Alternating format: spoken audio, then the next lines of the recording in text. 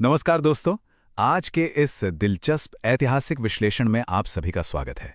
चलिए बिना कोई देरी किए सीधे आज के विषय पर आते हैं।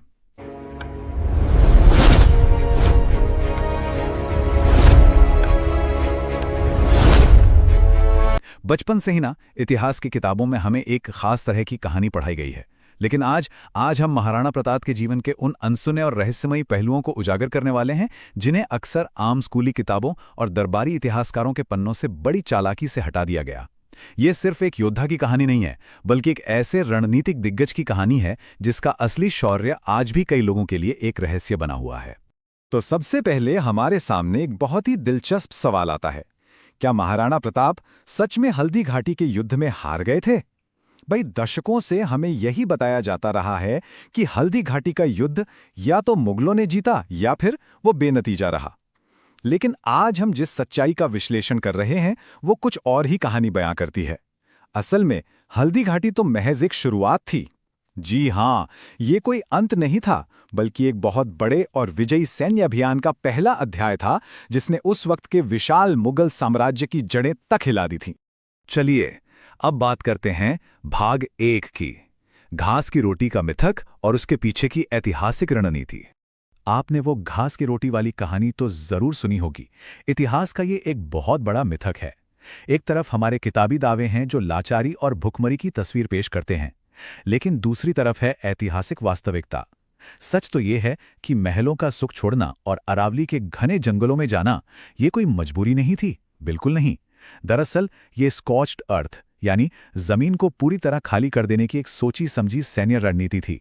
उनका उद्देश्य एकदम स्पष्ट था, दुश्मन की भारी भरकम सेना को अरावली के कठोर और दुर्गम पहाड़ी इलाके में खींचना और उन्हें रसद के बिना भूखा मारना। ये एक मास्टर स्ट्रोक था।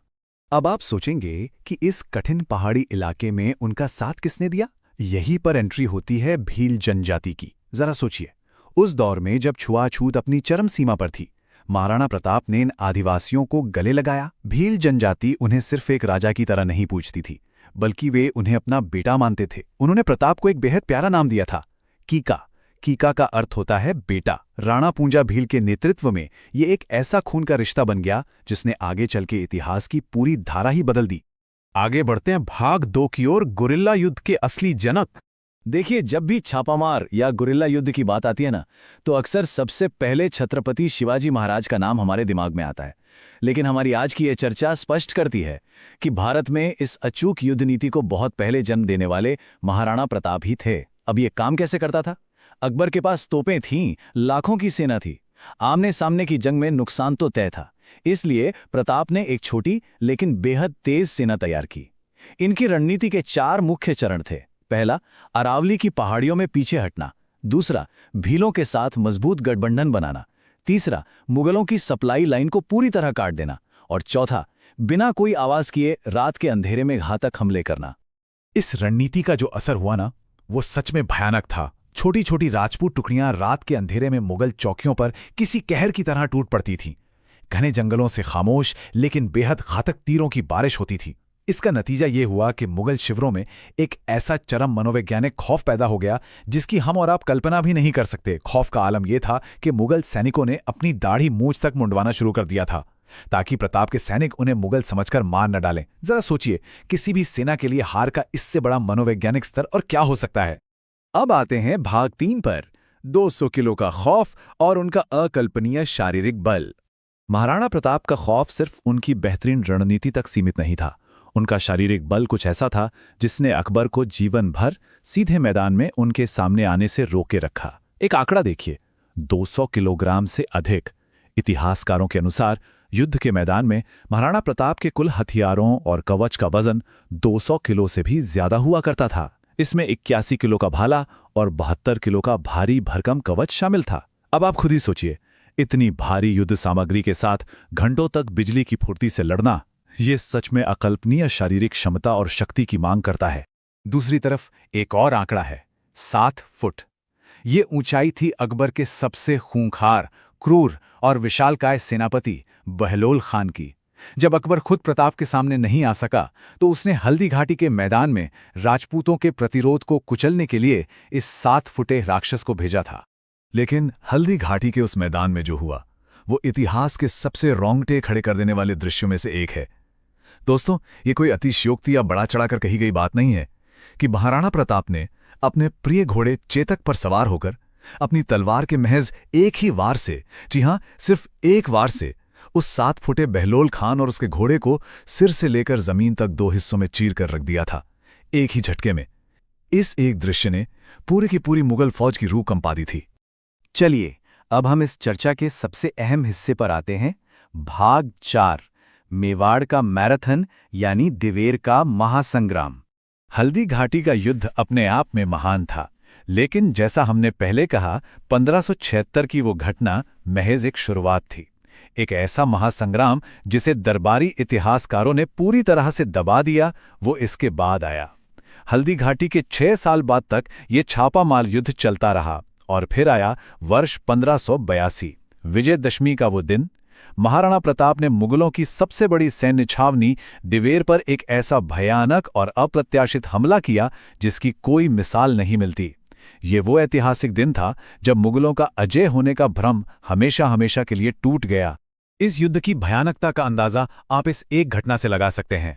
महाराणा प्रताप के पुत्र अमर सिंह ने मुगलों के सेनापति सुल्तान खान पर ऐसा प्रहार किया कि उनका भाला सुल्तान खान के भारी कवच और शरीर को फाड़ता हुआ सीधे नीचे जमीन में जा धंसा। वो सेनापति वहीं घोड़े समेत जमीन में कील की तरह गड़ गया। ये प्रहार इतना तीव्र था कि इसने पल भर में मुगल सेना के मनोबल के टुकड़े टुकड़े कर दिए। तो इस पूरे महासंग्राम का अंतिम परिणाम क्या निकला? 36,000। जी हां, दिवेर के इस युद्ध में 36,000 मुगल सैनिकों ने महाराणा प्रताप के सामने घुटने टेक दिए और आत्मसमर्पण कर दिया। सोचिए, ये कोई छोटी मोटी झड़प नहीं थी, ये एक विशाल साम्राज्य की सेना की पूर्ण और शर्मनाक हार थी। एक ऐसी हार जिसे इतिहास की किताबों से लगभग गायब ही कर दिया गया। दिवेर युद्ध के असली नतीजे बेहद चौंकाने वाले थे। इस एक युद्ध के बाद महाराणा प्रताप ने अपना 85% खोया हुआ मेवाड़ राज्य मुगलों से वापस छीन लिया था। केवल 15% हिस्सा ही मुगलों के पास बचा था। ये आंकड़ा स्पष्ट रूप से ये साबित करता है कि प्रताप कभी हारे नहीं थे, बल्कि वे एक अजय विजेता के रूप में उभरे थे। इस संघर्ष की महानता इतनी विशाल थी कि स्थानीय दरबारी इतिहासकारों की चुप्पी के बावजूद विदेशी इतिहासकारों को इस सच्चाई के सामने झुकना पड़ा। प्रसिद्ध ब्रिटिश इतिहासकार जेम्स टॉड ने इस विजय और उनके निरंतर संघर्ष का सम्मान करते हुए इसे मेवाड़ का मैराथन का नाम दिया। ये एक ऐसा युद्ध था जहां सिर्फ और सिर्फ दृढ़ संकल्प ने एक विशाल साम्राज्य को पीछे हटने पर मजबूर कर दिया था। अब हम आते हैं अपने अंतिम भाग पर, भाग 5, अमर स्वाभिमान और एक अजेय योद्धा की विरासत।